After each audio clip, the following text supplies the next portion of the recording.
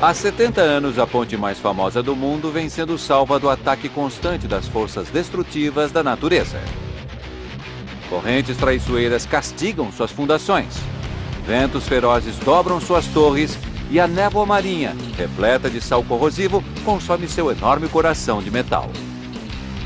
Com uma equipe incansável reparando constantemente o concreto desgastado e o ferro oxidado, a ponte mantém-se conservada, mas o pior ainda está por vir. Sismólogos preveem um grande terremoto, maior que todos os abalos sísmicos do último século. Um tremor que poderá deixar a ponte em pedaços na Bahia.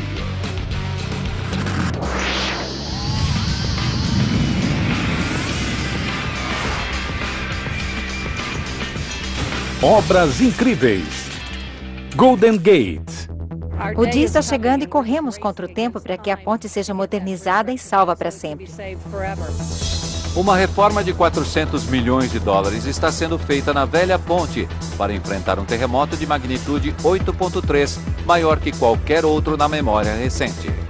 Antes da construção da ponte no Estreito de Golden Gate, a natureza conspirava para evitar que ela se tornasse uma realidade. E não era apenas o risco de um terremoto que atrasava o sonho. Os ventos na entrada da Bahia são terríveis. A névoa fria e úmida corrói o metal e dificulta as condições de trabalho. E a velocidade das águas que atravessam a região é grande demais para a construção de uma estrutura. Com todos esses elementos destrutivos somados e a possibilidade de um terremoto sempre presente, por que então construir uma ponte? 1918. São Francisco tem tudo para ser uma cidade bem-sucedida. Mas sua localização não ajuda. Espremida numa porção de terra, cercada pela baía de um lado e pelo oceano do outro, a cidade fica sufocada.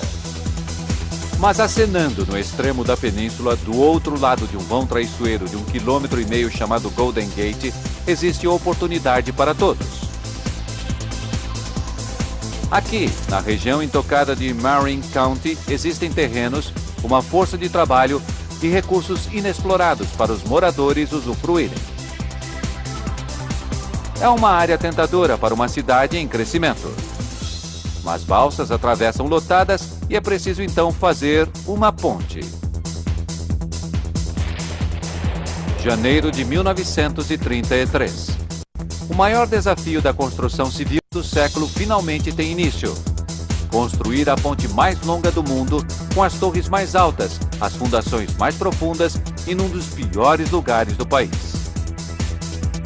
Seriam necessários 128 mil quilômetros de cabos, 11 vidas e uma quantidade de inovações tecnológicas sem precedentes para que o sonho da ponte se tornasse realidade.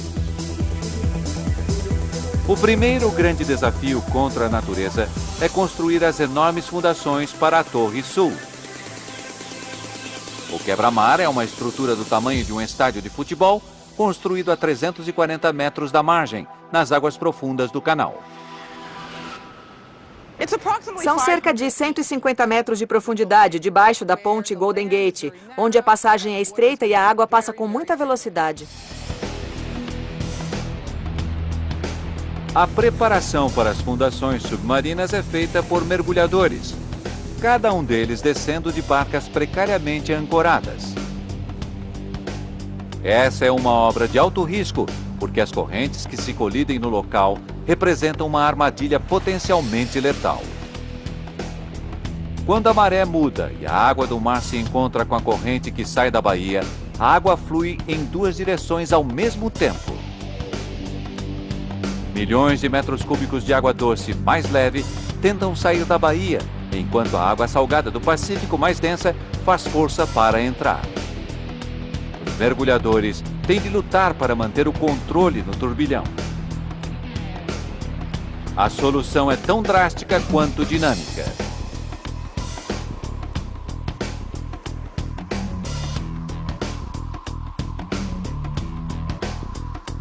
Gigantescos tubos de aço são baixados até o leito do mar e recheados de dinamite.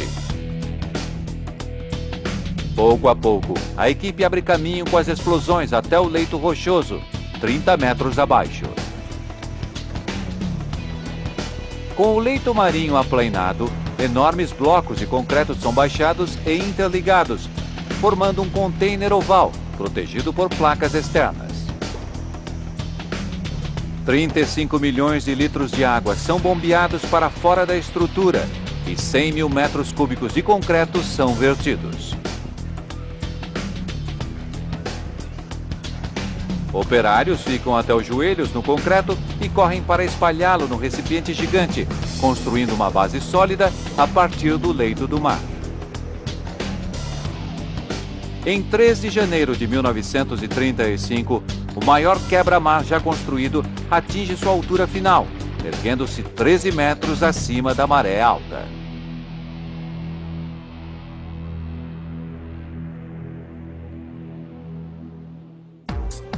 Os componentes das torres são fabricados na Pensilvânia e transportados por barca através do Canal do Panamá até a Bahia. Eles são feitos com grupos de células ocas, moldadas com placas de aço de 2,5 cm de espessura.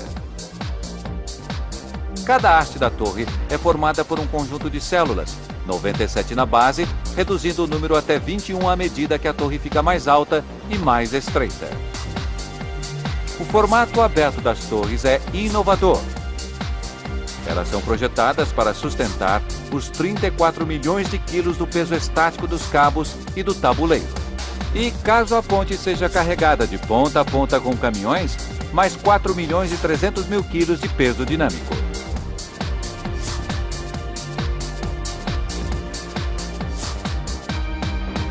Maio de 1937.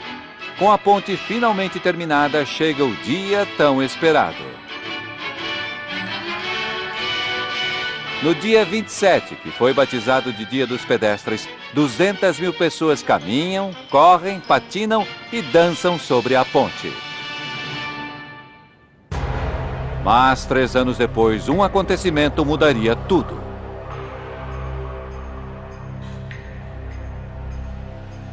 Outubro de 1940.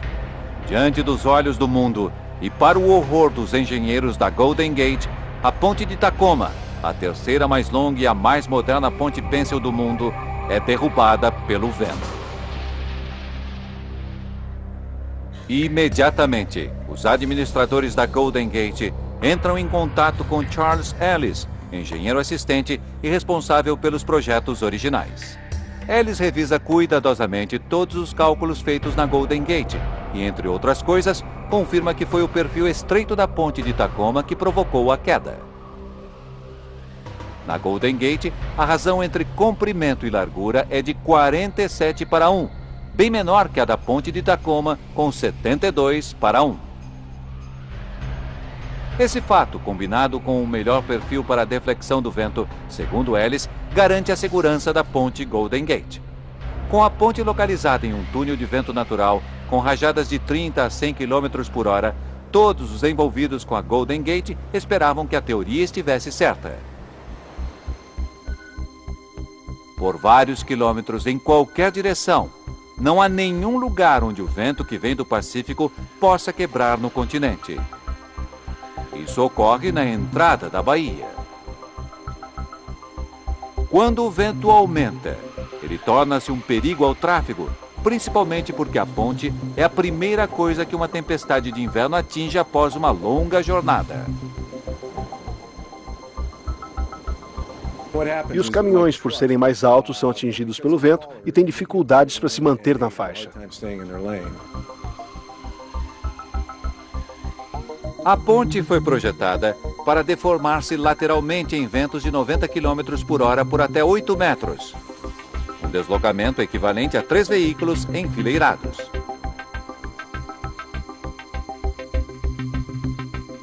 Até hoje, mesmo em um dia calmo, podemos sentir a ponte oscilando e flexionando levemente, em função do vento e do tráfego.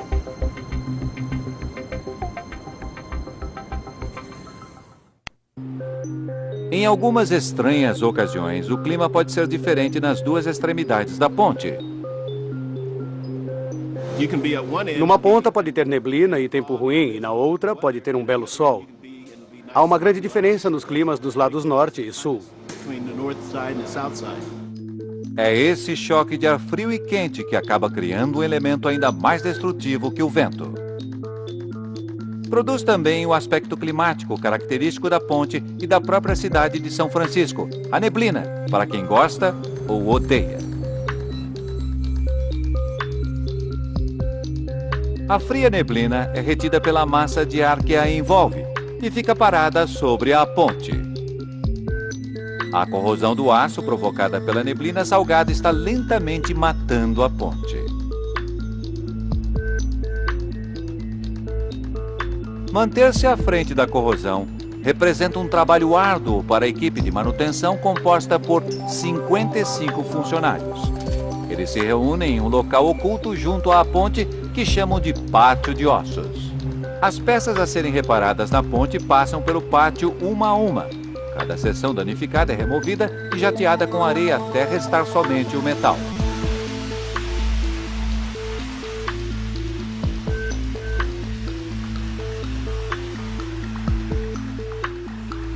Em alguns casos, como este painel de escada, o metal componente foi tão corroído pelo ar salgado que não é possível recuperá-lo. Quando isto acontece, novas peças são fabricadas usando-se as antigas como modelo. Estas peças estão sendo cortadas exatamente como as originais. Elas serão acabadas e, por fim, pintadas na famosa cor laranja. Em seguida, serão fixadas na ponte para enfrentar a neblina.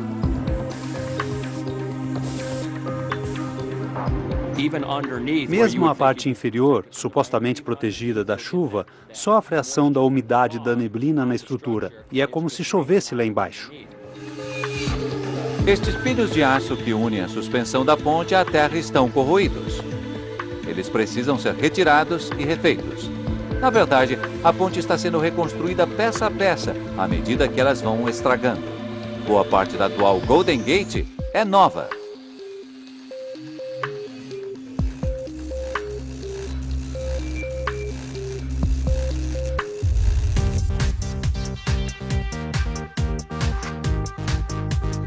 Os cabos principais são uma das poucas seções que permanecem intocadas desde a construção. O segredo está na forma como foram lacrados. Depois de esticados de um ponto de ancoragem a outro, os fios foram comprimidos com 54 mil quilos de pressão e em seguida amarrados na forma de um cabo que foi revestido com tinta antioxidante e envolvido por 5 quilômetros de coberturas de aço. Eles estão tão fortes atualmente quanto no dia em que foram instalados. Atualmente, uma seção do cabo é uma atração turística. Visitantes colocam as mãos na peça e se surpreendem que fios da espessura de um lápis conseguem sustentar uma ponte de 887 mil toneladas, sendo atingidas por ventos de 110 km por hora. O que eles não sabem é que uma força destrutiva muito maior está se formando no solo, bem abaixo de seus pés, e ameaça a existência da ponte. Para dar à ponte uma chance de lutar contra as forças sísmicas, os reparos atuais foram acelerados. Para absorver ou dissipar o choque de um terremoto, muitas seções da ponte Golden Gate devem ser removidas, reajustadas ou substituídas. O maior problema que atrasa o trabalho de proteção contra terremotos são, ironicamente, os terremotos. Enquanto as reformas avançam, a ponte deve sempre se manter o mais protegida possível de terremotos. Com o tráfego circulando livremente e pedestres na ponte 24 horas por dia, este cuidadoso processo só pode ser feito com a troca de 2 rebites por vez. Se um terremoto ocorrer e mais que 2 rebites tiverem sido retirados, toda a rede de aço pode se desfazer. No fim dos anos 80, o terremoto de Loma Prieta abalou a região da Bahia e preocupou todos que viviam lá. Todos os terremotos são medidos numa escala chamada Richter. Os menores ou microterremotos só podem ser detectados por sismógrafos, mas qualquer um acima de 3,5 graus pode ser sentido por um ser humano. O terremoto de Loma Prieta alcançou 6,9 graus e foi sentido por todos. O terremoto deixou 14 mil desabrigados, 62 mortos e cerca de 3 mil feridos.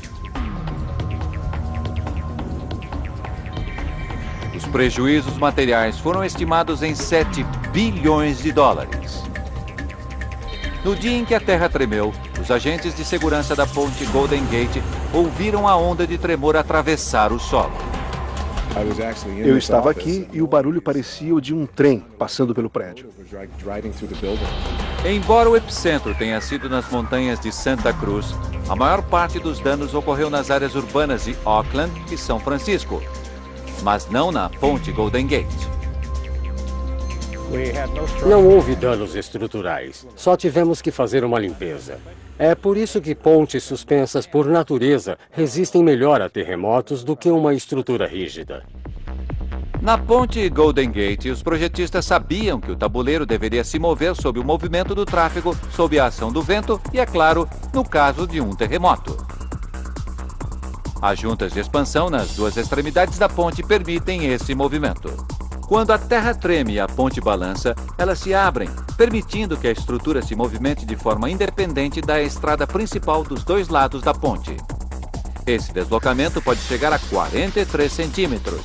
É um movimento significativo para uma veterana de 70 anos e 887 mil toneladas.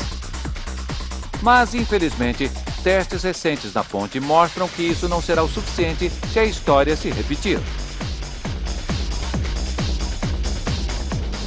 O Estado contratou profissionais para determinar qual seria o maior terremoto realista possível. E ele teria 8,3 graus. Um terremoto de 8,3 graus seria catastrófico. O de Loma Prieta chegou a 6,9 e matou mais de 60 pessoas e causou prejuízos de vários bilhões de dólares. E se houver alguma coisa pior, não me preocuparia tanto com a ponte Golden Gate, porque não sei se o oeste da Califórnia continuaria existindo.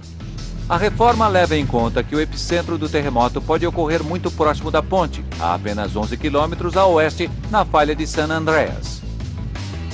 Os engenheiros devem estar preparados para o chamado evento máximo esperado, que poderá ocorrer nesta falha próxima à ponte. A reforma prevê um terremoto de 8,3 graus, que é o evento máximo para essa falha, para a falha de San Andreas. O evento máximo esperado é um limite curioso. Na verdade, ele significa em que ponto passa a ser desperdício de dinheiro preparar a ponte para resistir a um terremoto. No caso da Golden Gate, ele é bem alto.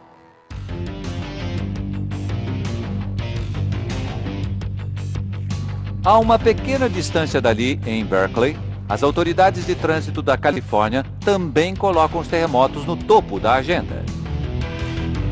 Os técnicos testam formas de absorver e isolar a energia sísmica de um terremoto. Para isso, eles provocam os próprios terremotos.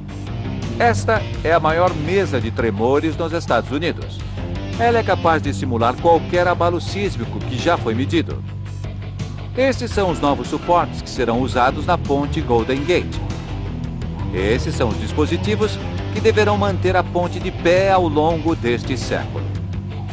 Eles são feitos de borracha, com um núcleo de chumbo, e devem ser colocados em locais da ponte onde o movimento sísmico de uma seção deverá ficar isolado de outra. E esse é o segredo da reforma. Uma seção por vez, preparando a ponte para suportar as forças sísmicas quando o solo começar a tremer. O trabalho vai durar 20 anos e está escrevendo uma nova página nas reformas de pontes pênseis. Aqui, no novo viaduto da região norte, os novos amortecedores já foram instalados. Na Torre Norte, foram instalados reforços para todas as juntas e a base foi equipada com barras de aço pré-tensionadas para dar maior resistência. Com a fase 1 terminada, eles se voltaram para o sul. Aqui serão instalados outros isolantes sísmicos substituindo as torres e todos os suportes metálicos. O arco do Fort Point, construído para sustentar a ponte sobre o antigo forte da Guerra Civil, representa um desafio específico. Atrás de mim está o arco do Fort Point, e a análise sísmica feita no computador mostra que o arco pode tremer, se erguer e derrubar rochas do lugar. Estudos mostraram que todo o arco sustentado pelo cabo vai se erguer das fundações em um terremoto. Isso é bom, porque o movimento absorveria a energia do tremor, mas ele precisa voltar à posição exata quando a Terra parar de tremer. Por isso, vamos controlar o movimento do arco, reforçando o aço que passa por ele e também colocando dissipadores de energia entre as duas torres de concreto nas extremidades que o cercam. Com isso, o arco voltará à própria base se for sacudido durante um terremoto.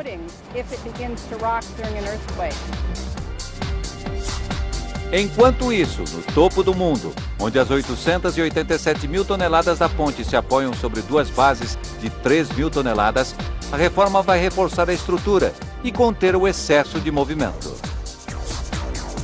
Amortecedores serão instalados nas junções entre as torres e o tabuleiro, e partes da base de concreto que estão na água serão substituídas. Embora seja uma corrida contra o tempo para vencer o próximo terremoto, o processo altamente tecnológico apresenta um grande problema: dificuldades técnicas extremas. Seria muito simples refazer tudo, mudar a aparência e mover todos os elementos. Mas no fim, não iria restar muito da bela ponte Golden Gate. Quando tudo chegar ao fim e a reforma estiver terminada, ninguém deverá saber que ela foi tocada.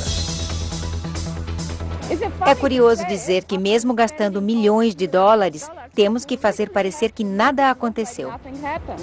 Todos os rebites foram checados. Mais da metade do aço foi substituída. As torres de concreto têm um novo revestimento e o pavimento e os cabos que o sustentam são todos novos. Aos poucos, a ponte está sendo totalmente substituída. No fim, não restará nada dos materiais originais que custaram vidas, criaram reputações e se tornaram um monumento deslumbrante ao progresso e à beleza. Mas depois de tudo o que passou, ela ainda continua sendo a ponte Golden Gate, a mais famosa e mais admirada ponte do mundo. Ouço as pessoas dizerem que economizaram a vida toda para poder vir conhecer essa ponte. A ponte Golden Gate resistiu ao passado e, se a reforma for terminada a tempo, tem muitos anos dourados pela frente. Mas a natureza não espera por ninguém.